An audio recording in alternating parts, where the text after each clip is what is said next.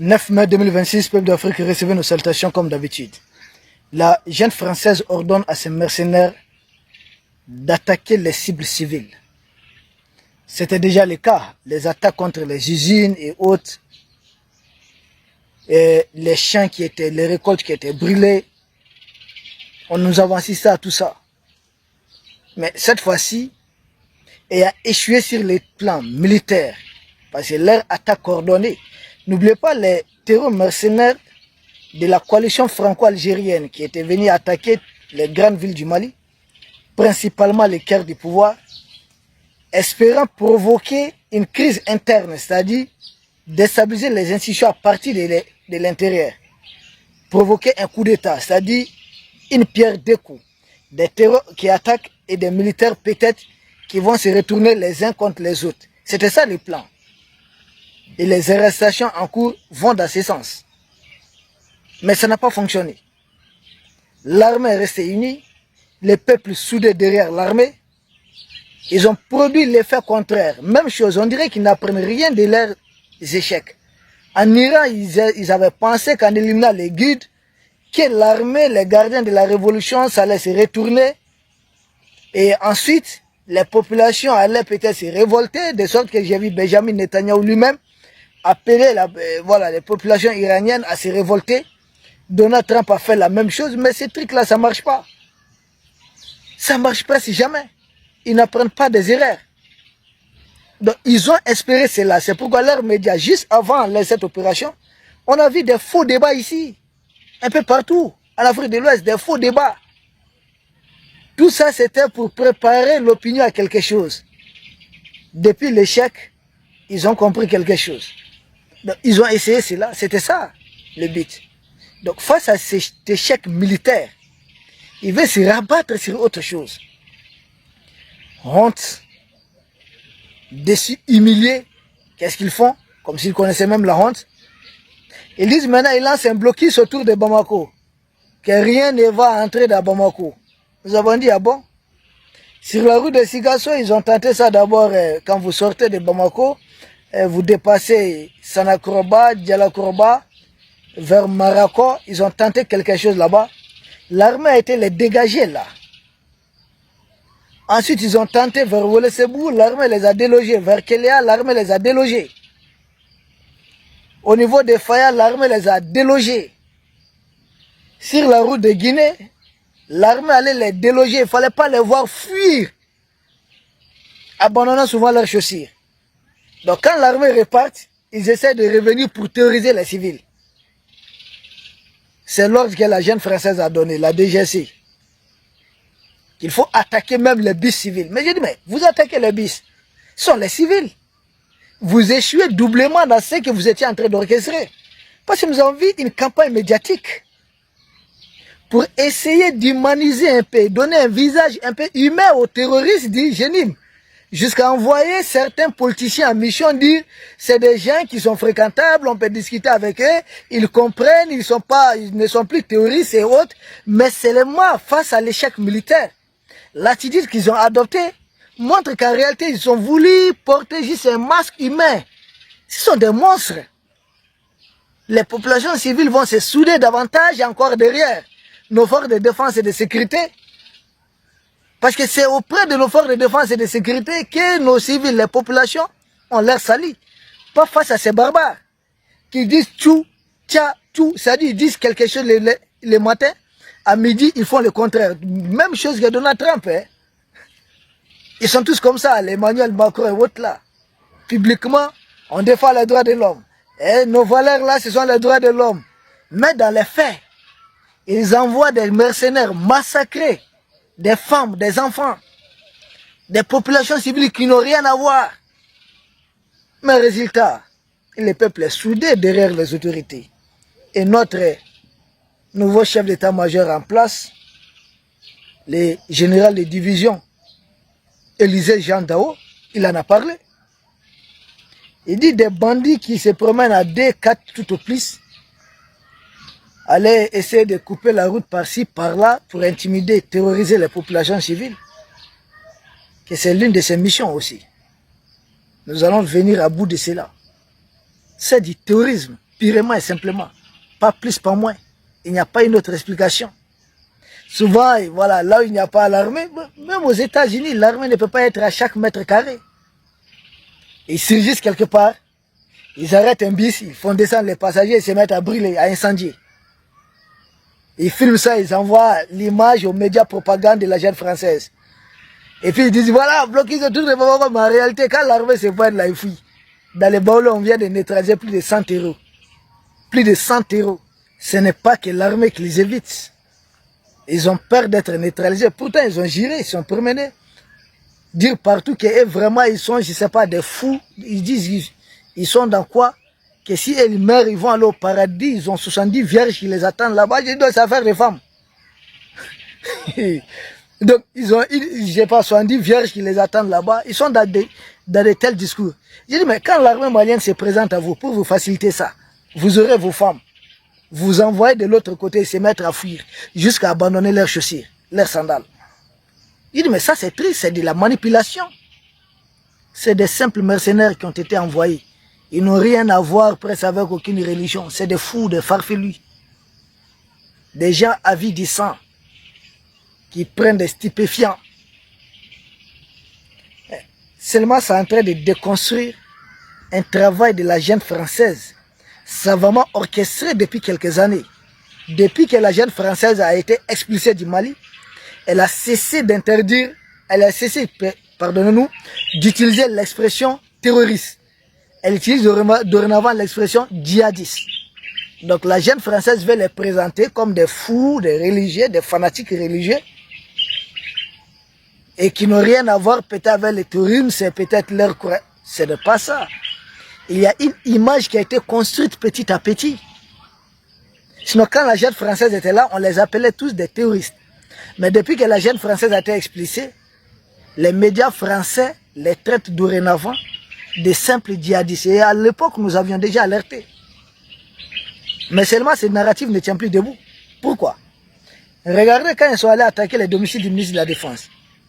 Ils ont détruit une mosquée avec plusieurs fidèles à l'intérieur. Ils les ont assassinés. Des gens qui priaient. Si c'est l'islam là, ils ne sont pas plus musulmans que des gens qui étaient en pleine prière. Ils n'ont rien à voir avec l'islam. C'est des mercenaires.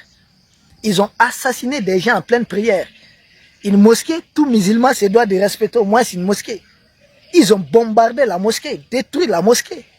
Et des gens comme ça viennent se présenter aux gens et disent non, ils sont vraiment dans le combat des trucs. Non, ce sont des mercenaires. Mais qui ont pour principal prétexte pour recruter, pour enrôler, il faut avancer des questions religieuses. On est dans ça, dans ce cirque, dans cette mascarade. Rien d'autre. Donc ces narratifs-là, ça tombe. Et surtout, nos populations les savent. Là où il n'y a pas l'armée, s'ils se présentent dans un village, ils font irruption. Ils disent, on vient collecter Diakas. Non, c'est pas vrai. Ils choisissent votre taureau qui est bien costaud. Une vache, voilà. Ils choisissent la vache qu'ils veulent. Ils prennent ça, ils vont vendre ça et puis se mettre l'argent. C'est du banditisme. Ils vont voler le riz des gens, les milles des gens, obliger les gens à cotiser pour les payer, leur donner de l'argent. J'ai dit au nom de quoi, à quel titre? Parce que vous êtes armés. C'est du banditisme. Ça n'a rien à voir, aucune religion n'envoie quelqu'un dans ça.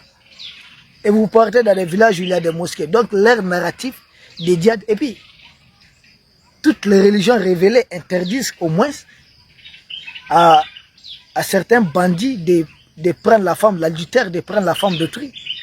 Mais ces gens arrivent souvent dans les villages, obligent certains villages à sélectionner 10 femmes, ou en tout cas, eux-mêmes ils choisissent 10 femmes, souvent des femmes mariées. Non que c'est des femmes qui vont faire leur corvette, c'est pas vrai. Dans certaines opérations, quand on a libéré des villages, on a retrouvé des femmes enceintes. Des femmes d'autrui, ils abusent de ces femmes. Et puis le lendemain, ils renvoient les femmes à la maison, chez leur époux, comme si de rien n'était. C'est des pratiques comme ça que sont en train de faire. Quelle religion autorise ça? Donc ici, au niveau des Maliens lambda, personne ne pourrait parler des questions de religion. Ils ont été suffisamment démasqués. Maintenant, à défaut de défendre cette question de religion, les médias propagande de la jeune française ont voulu les présenter comme des gens qui ont cessé d'être radicaux, qui sont devenus maintenant, excusez-nous, entre guillemets, des rebelles un peu modérés, mais en réalité, dans les faits, nous voyons que c'est des gens qui sont en train d'incendier les bis, des paisibles voyageurs qui n'ont rien demandé. Et c'est tous ceux qui voyagent même peut-être, épousent peut-être la ligne idéologique actuelle, je ne sais pas, mais ils sont en train d'incendier. Les bis, ils ne font pas, des ambulances ont été interdites. Il a failli que l'armée arrive sur le terrain pour mettre fin à leurs bêtises. L'armée les a nettoyés, ils sont plus de 100 qui ont été neutralisés dans les baoulés, un peu partout. S'ils disent bloquistes, normalement ça doit être contre l'armée. Mais ils fuient quand ils voient l'armée, ils évitent, ils fuient. Nous disons que le terrorisme tire vers sa fin, vous savez. Quand quelque chose arrive vers sa fin, elle devient dangereuse, très dangereuse. C'est comme les serpents blessés. Il devient encore très très dangereux. Et pour nous, le terrorisme est arrivé à ce stade. Ah oui, le terrorisme est arrivé, oui, c'est arrivé à ce stade. Où ils essaient maintenant d'embêter les populations civiles un peu partout. Nous condamnons les massacres au niveau d'un village au centre du Mali il n'y a pas longtemps. Le gouverneur a d'ailleurs communiqué, nous prions pour le repos éternel de tous nos martyrs et nous souhaitons propre blessés, propre rétablissement à tous nos blessés. Ils sont allés se jeter sur un village désarmé, ils se sont mis à tuer des civils. Voici des gens qui sont entretenus, voici des gens que la France envoie certains de nos politiciens pour essayer de cultiver, d'entretenir une image un peu positive, donner l'image des gens peut-être qui peuvent être acceptables, mais en réalité, on dit chasser le naturel, il revient toujours au galop. Il s'agit des bandits, des grands chemins. Donc ni l'image, ni le fait de vouloir leur construire une image de peut-être des religieux, cela est un échec total. On voit comment ils sont en train de violer les femmes d'autrui. Nous condamnons cela. Ni une image des gens qui sont fréquentables, qui n'ont rien à voir avec la population civile. Nous les voyons en train d'incendier les bis des populations civiles. Et quand l'armée se pointe, ils fuient. C'est des mercenaires. Mais l'armée est en train de les neutraliser. Leur histoire de blocus là ne tiendra pas debout. Partout, l'armée est en train de les nettoyer. Et chaque fois, ça va les exposer comme cette histoire de carburant. Vous vous souvenez de l'histoire de carburant, on avait parlé de ça. Parce que des gens que nous partons chercher dans les petits trous, des gens qui se cachaient dans les grottes, quand ils décident de dire qu'ils vont mettre bloqué sur le carburant, ça va être quoi? Ils vont plus se cacher, mais ils vont s'afficher aux abords des routes. Ils seront là. Et nous savons qu'ils sont là. Et ils savent que nous aussi, nous allons arriver. Résultat, nous avons détruit leurs hommes les plus aguerris.